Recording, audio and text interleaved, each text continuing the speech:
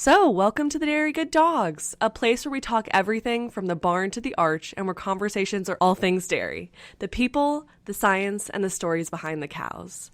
I'm Sophie Dupont, your host for today's episode, where I'm joined by Jacqi Coleman and Bridgett Hilshey from Dairy Management Inc., or DMI for short, which is a nonprofit organization that builds demand for and trust in dairy by combining consumer insights, marketing, and innovation to strengthen the industry and support our producers. Hi, welcome to the show. Hi, Sophie. Absolutely. Thanks for being on. So to start off, I was wondering if you both could kind of introduce your role at DMI and what you do on the daily. Sounds good. I can start, Sophie. I'm Jacqi Coleman. I lead our sustainability partnerships and stewardship work at DMI. That means I get to work on a lot of projects that go across the dairy value chain that all support the shared commitment that we have to producing milk responsibly and really making progress towards our environmental goals. I also get to work a lot with Bridgett on developing the tools and resources that can help our farmers and our industry make informed decisions around sustainability practices and technologies. This really branches to the work that we do to identify how sustainability can have both an environmental and economic benefits for our farmers. Great. And hi, my name is Bridgett Hilshey. I'm a Senior Director of Sustainability Programs at DMI. And I lead our work streams that are focused on developing tools and resources that help farmers and farm advisors better understand the full range of options and opportunities that are out there in the sustainability space. We recognize that this space is something that is kind of complex, especially dairy sustainability. It's evolving quickly. And so Jacqi and I's goal is to really make those topics more approachable and the opportunities more accessible. That's wonderful. It sounds like you both are integral to DMI programming. So as I was looking over kind of DMI's website and what you all do, because I'm familiar in some aspects, but not in others, I got led to the Dairy Conservation Navigator. And I was looking over this platform and just the wealth of resources and opportunities that are in there. And I heard through a little birdie that you both were integral to its creation. So I was wondering kind of what prompted the creation of the Dairy Conservation Navigator and what challenges or gaps did you see or hear from producers that made you say, something needs to change. We need to get on this. Sure, I can kind of touch on that. First, I'll say I'm really glad you found the Dairy Conservation Navigator and started to dig in because that's really why we're there. At DMI, we're always looking for opportunities to better support our farmers.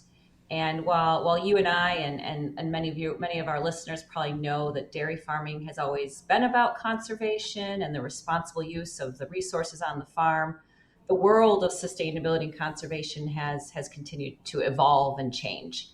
And as a lot of these new practices and technologies are starting to make their way from testing labs or from university environments to the farm, it's difficult to determine what should a farmer consider, what ideas have merit and what could be snake oil and really what can make financial sense for the farmer. Right.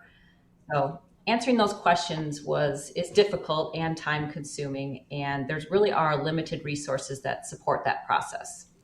So our team wanted to help address those challenges and kind of fill the gap in a way that was transparent, science-based, and really open to all users. So I'd say that's what set Bridgett in motion to eventually create the Dairy Conservation Navigator. And we're really proud of where we landed and what we've been able to do. Yeah, it's absolutely fabulous. I already reached out to some other people to share it because I was like, I've never seen this before, but I love it so much. I got so lost in looking at everything and now wish I had a farm so then I could go use all these tools. So Bridgett, I wanted to ask you, when you kind of set this idea in motion, other than what Jacqi has identified, did you have some other core goals for the platform? And through those, who did you draw in for the development? Was that, producers who got to share their experiences and opinions, or other dairy industry professionals? Yeah, great question. I think when we first kind of set this idea in motion, we were really centered around kind of the three core goals that Jacqi touched upon. We saw this as a really kind of valuable opportunity to showcase everything that U.S. dairy farmers are already doing all of their current environmental leadership. We also just wanted to make sure that all the different resources and materials that are out there were more accessible, and that farmers kind of could determine what was credible and only kind of focus in on those credible science-based resources. And then, as I alluded before, we wanted to make sure that they had a better access to the wide range of conservation options and opportunities. And so from day one, we focused very heavily on getting farmer and industry input. We held a lot of listening sessions, we shared a ton of different mock-ups, and we asked for very candid feedback from both producers and farm advisors about how they wanted this information organized and what would actually be useful in their day-to-day decision making. And because we were building something very large, and frankly, we put together pretty quickly, we put together this really streamlined but rigorous content development and review process. So first, we had every piece of content was drafted by a subject matter expert, and we relied on about 50 different subject matter experts across the country for that. Wow. These were mostly extension specialists. And then the content went through another multi-expert review process that engaged about 70 people, where each piece of content was reviewed by an additional 3 to 4 experts representing a broad section of different perspectives. So we had farmers, we had agronomists, we had veterinarians, nutritionists, conservation specialists, and even private sector advisors. So a lot of different people had their feedback in that, helping to draft and refine the content. And we developed this process to really ensure that each resource reflected both scientific rigor, but also the practical on-farm realities across different regions. And finally, to ensure alignment with all the different national standards, it went through a USDA review process. So by the time everything went live, it had really been vetted from multiple angles, both scientific and practical and producer-driven. Oh my goodness. That's like the dream right there. You have all the different perspectives throughout the industry really contributing to make something that's, from producers for producers. That's a fantastic process. I love how many minds were involved. Yeah, it was a process for sure. I bet. How long did it take you said it came out kind of quickly, but how long did this process take? I would say it was a very intense year. We kind of kicked off the brainstorming and ideation process a little before that, but it was a solid year of writing and reviewing content. It's absolutely amazing. Yeah, I mean, when you go on to the Navigator, I think you really feel how much thought and relevant content was put there intentionally. I mean, you can even see how the producers are meant to follow modules on the websites and entering their own information to, yes, this applies to me. No, this doesn't apply to me. So I really felt that even as just, a grad student who does not have cows, but wishes she did. So you've spent a lot of time shaping this platform, and I know you've been involved, Jacqi. So I'm so curious, what are each of your favorite features and how do they stand out to you? Because I know while it has, the website has a million fantastic bits and bobs, I was wondering if you each could highlight something that you feel is integral for producers to find. Yeah, I can kick it off. I think my favorite feature by far is the Practice and Technologies interactive table. It's this really comprehensive list of about 80 different practices and technologies that a farmer can use to reduce their environmental footprint. But the whole thing is in a giant database, so it's really fun to explore. Users can filter and sort by a variety of different features. They can compare practices. They can look at how they're funded, what is the environmental impact, how much does it cost to implement. And it's fun to explore, but I think it also really showcases everything that U.S. dairy farmers are already doing, and then also just how complex and diverse this space is. That's a fantastic feature. Oh my gosh, I love it. And yeah, I would just add, my favorite is the farmer videos. There's really nothing like hearing the story straight from a farmer who has been there and done that. And we have lots of farmer videos tied to individual practices, so that people can get a stronger understanding of what it's like to see this practice on an operating dairy farm, hear the good and the bad, the things that it really brings these ideas to life for me. And, like you, Sophie, I'd like to be on a farm every day, but I am not. And so these videos have helped me understand, many of the practices that we discuss in the Navigator and, help me visualize how they can really help out our farmers and our herds. So I hope we can continue to add more of those videos and share those stories. They not only provide good education, but like Bridgett mentioned, they're a great way to highlight the impressive work that our farmers are already doing. Yeah, absolutely. To that end, I was wondering, are you always looking for other farmers to reach out and to share their stories or their specific, technologies or implementation of certain practices that you're looking to highlight so our producers could reach out to you? Yeah, absolutely. We really want this to be a living, breathing resource. Right. We encourage farmers and farm advisors, if they have an experience with a practice, we want to make sure that's captured on the website so others can learn from it. So on every single page of the Navigator, there's a left bar with a little button, a little blue button that says share your insights. We really encourage farmers or farm advisors to click there and they can tell us, what was it like for them implementing this practice on their farm? What were some of their lessons learned? What did they like? What did they not like? And we kind of hope that this resource can be the one kind of go-to hub for insights like that. That's fantastic. Yeah, I know that we've heard from our producers that they really appreciate peer learning because it's one thing for a salesperson to tell them about a product or for people in the allied industries who don't experience, the day-to-day boots on the ground operations, but to hear from some farmers about how it's worked or not worked or the modifications they've had to make. That's a really fantastic way to promote different technology and different practices. So I've been wondering, you've set up all of these resources. How have you seen the Navigator kind of in real time helping farmers make decisions more confidently with all of these resources that you all have put together?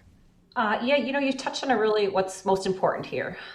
Because the Navigator has, we've been around for a year now. It's become a very trusted source of information, as Bridgett explained, a really rigorous process for getting science-based information there.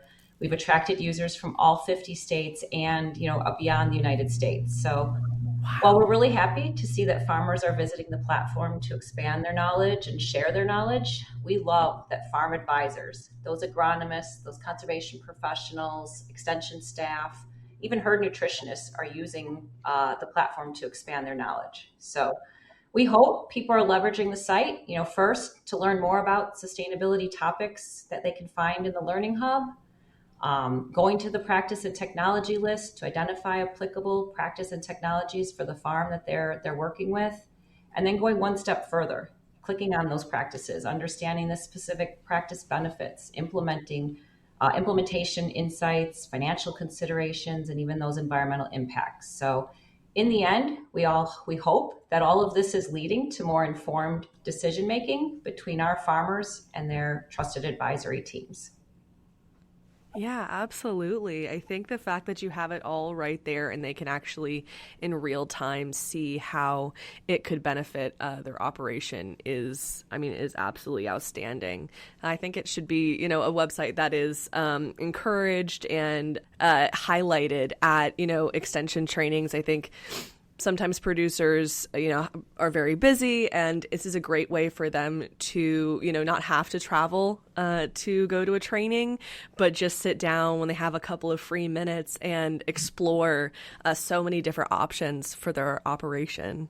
So, switching gears a little bit, Jacqi, you and I had the pleasure of running into each other at a sustainability conference, and I heard that your team is launching an AI-powered funding database in 2026.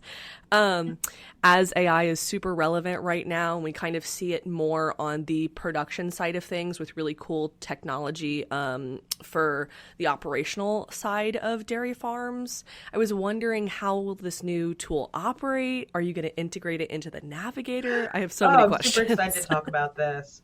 So when we first launched the Navigator, we did tie every practice to the different kind of very standard funding programs that can support it, but we didn't really touch on a lot of the different private and state level grants. And one consistent piece of feedback we got was that users really wanted help connecting all the different practices with the wide array of funding opportunities that are out there to make them happen. And so kind of closing that gap has really become a big focus for Jacqi and I. We have recently partnered with a company called Lasso, and they specialize in helping farmers and ranchers find and secure funding. They've spent the last few years building out a really nice platform that uses advanced AI to scan the web daily, identify all the new and existing grants and cost share programs that are out there, and organize them so that farmers can find what's available to them, find even upcoming opportunities that align with all their different goals and needs. And so through this partnership, we're integrating all of the opportunities that dairy farmers can use to support their operation directly into the Navigator. And the new page that we're building out will allow users to see which opportunities they qualify for, understand some basic program details at a glance, and quickly link them to the different applications. And because it's going to be kind of updated in real time using this AI resource that Lasso has kind of developed and refined, farmers and advisors will always have access to the most current up-to-date programs. That is so relevant to, I think, the challenges that dairy producers are currently facing. We hear all the time, like, I need funding, or I want to apply for funding, but I don't know where to start, or I'm not sure what's relevant to my operation, or what the requirements are for the grant. So I think this is a fantastic resource. Now, can producers still reach out to you, Bridgett, or some of your team about this AI Navigator if they find something that seems like it might fit them, but they're not quite sure and they need a little bit more guidance? Yeah, great question. So what we have at the bottom of that page is we are going to kind of list out different organizations or entities that can kind of help them take that next step, be it write, find or a grant writer, or kind of understand like how to work with our local soil and water conservation district to get these grants written. So I think we're trying to also help people understand the pathway that they can use to actually make sure that they get the funding once they find the opportunity. Okay, that totally makes sense. Oh, and you're right. That is so, I mean, it's so regionally specific and also needs-based specific. So the fact that you're highlighting those resources is fantastic. Oh my gosh. Well, you both are doing so much. And I know that even though they can't say it in person, like so many producers are so thankful for the resources y'all provide. So I'm just wondering, is there anything else that we should be or producers should be looking forward to in 2026, or anything else you both would like to highlight that DMI is doing?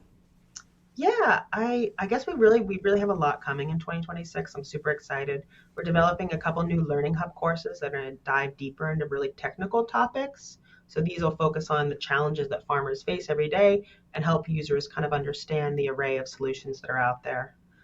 We're also working really closely with our environmental research team to build more interactive, easy to use tools and calculators that can help farmers and farm advisors understand the environmental impact and return on investment for some of these new emerging technologies. You'll also see new case studies, new videos, more innovative practices that are all going to get added to the site throughout the year. Yeah, and I would just say, I'm really excited for all the new pieces that Bridgett mentioned as we continue to add valuable elements to the Navigator and we continue to see users, the user base growing. We've attended over 20 different events this past year to help build awareness of the Navigator, and we hope to be out there next year as well. So just look forward to connecting to different groups and understanding how they're using the Navigator, how we can make it better serve their needs and kind of help people on their sustainability journeys. So really appreciative of the opportunity to share with your audience, and we welcome any feedback and hope to continue to hear more from everybody. Of course, absolutely. I will put both of your contact information in the description, so hopefully our producers and other listeners can reach out to you with some stories and then use this super valuable resource and the new AI-powered database. That's fantastic. But thank you both so much for talking to me and for being here. Thanks, Sophie. Yeah, really appreciate your time. Absolutely. That was Jacqi Coleman and Bridgett Hilshey from Dairy Management, Inc., talking about the fantastic resources they have created through the Dairy Conservation Navigator, as well as a new funding database launching in 2026. Conversations like this remind us that the future of dairy isn't just about efficiency regarding production. It's also about giving farmers the tools, information, and confidence to make decisions that work for their operation and their personal goals. Platforms like the Dairy Conservation Navigator show what's possible when innovation is built around the real needs of producers and designed to simplify, not complicate, the path forward. If you enjoyed this episode, please share it with someone interested in how innovation and smart tools are shaping the future of dairy. Thank you for joining us, and tune in next time for more from the Dairy Good Dawgs, because every great glass of milk starts with great people.